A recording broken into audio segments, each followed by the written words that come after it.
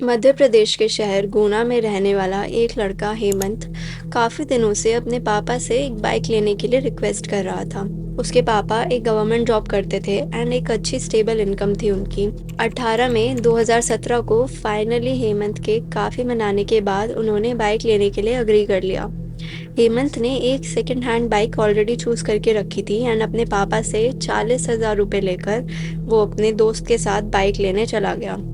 उसके 4 best friends थे जिनके साथ उसने उस दिन पार्टी भी करी अपनी नई बाइक आने की खुशी में। वो बाइक लेने गया तो था, पर बाइक लेने कभी पहुंचा ही नहीं और ना ही फिर कभी वो घर वापस आया। उसके बेस्ट फ्रेंड्स उसके गायब होने के पीछे मेजर सस्पेक्ट्स बने, पर जब जब पुलिस का सस्पेक्ट बना, उनकी सिर्फ डेड बॉडीज पुलिस को मिली। Welcome to Decoded and today we are decoding the Guna triple murder case.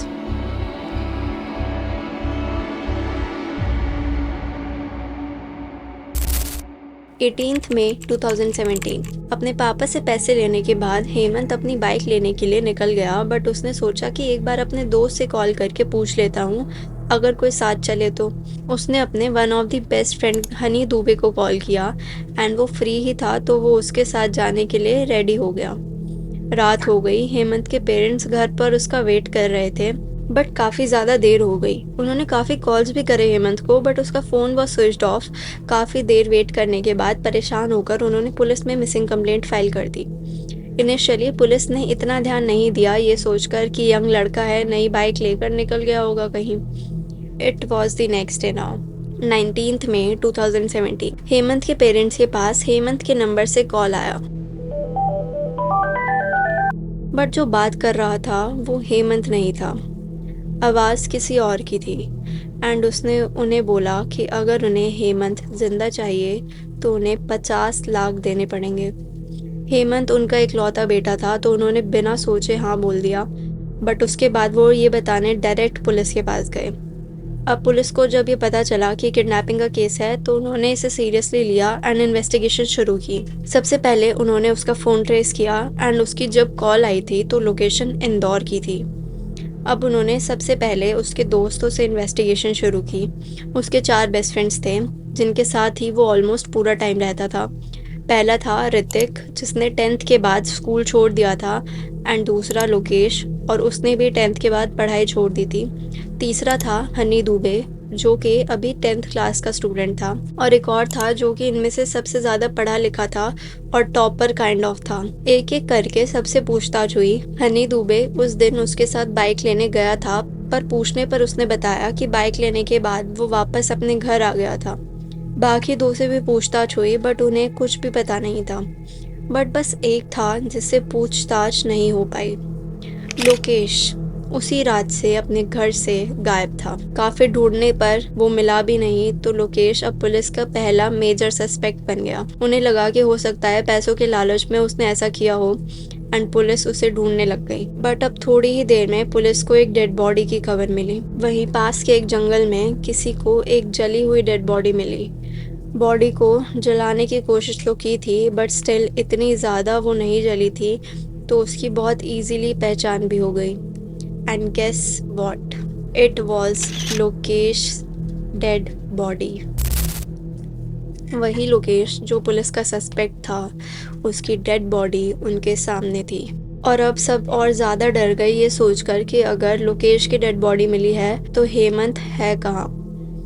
अब उन्हें कहीं ना कहीं ऐसा भी लग रहा था कि शायद हेमंत ने लोकेश को मारा एंड शक से बचने के लिए उसने वो फेक कॉल किया होगा, बट वो किसी भी चीज को लेकर श्योर नहीं थे। हनी दुबे और ऋतिक से फिर से पूछताछ हुई, बट वो बार बार यही बोल रहे थे कि उन्हें कुछ भी नहीं पता। It was 20th May 2017 now. Police के पास एक और कॉल आता है एक और डेड बॉडी मिलने का। ये बॉडी की हालत भी ऑलमोस्ट लोकेश की बॉडी जैसी थी, उतनी ही जली हुई और सेम इंजरीज। एंड ये और किसी की नहीं बट ऋतिक की बॉडी थी। ऋतिक जो अभी one of the major suspect था, उसकी डेड बॉडी पुलिस के सामने थी। जिस पे पुलिस को शक हो रहा था उनकी डेड बॉडीज उन्हें मिलती जा रही थी and it was not at all normal. वहाँ हेमंत के पेरेंट्स भी अब बहुत ज़्यादा घबरा चुके थे। अब पुलिस के पास 2 ही प्राइम सस्पेक्ट्स थे, वो बचे हुए 2 दोस्त। पहले उनके उस टॉपर दोस्त से पूछताछ हुई, बट उसे कुछ नहीं पता था एंड उसने बताया वो घर पर ही था उस दिन, और ये बात पुलिस ने इन्वेस्टिगेट करके कंफर्म भी कर ली। After which he was out of suspicion. अब बचा एक लास्ट सस्पेक्ट, हनी दूबे। हनी दूबे से पूछताछ शुरू हुई। पहले वो लगातार पुलिस को यही बोल रहा था कि बाइक लेने के बाद वो घर वापस आ गया, बट फिर उसने पुलिस को कुछ बताया। ही रिवील्ड दैट जब वो बाइक लेने के लिए निकले तो उन्होंने सोचा कि पहले पार्टी करते हैं फिर बाइक लाएंगे, एंड अपने बाकी 2 दोस्तों को, जो कि थे ऋतिक और लोकेश, उन्हें भी बुलाया उन्होंने, और फिर उन्होंने काफ़ी ड्रिंक किया, पार्टी की। नॉट टू फॉरगेट, ये सब माइनर थे। एंड पार्टी करने के बाद वो बाइक लेने चला गया। अब पुलिस का शक और बढ़ गया। ऑल्दो उसने सिर्फ इतना ही बताया था, बट पुलिस न्यू कि वो कुछ छुपा रहा था।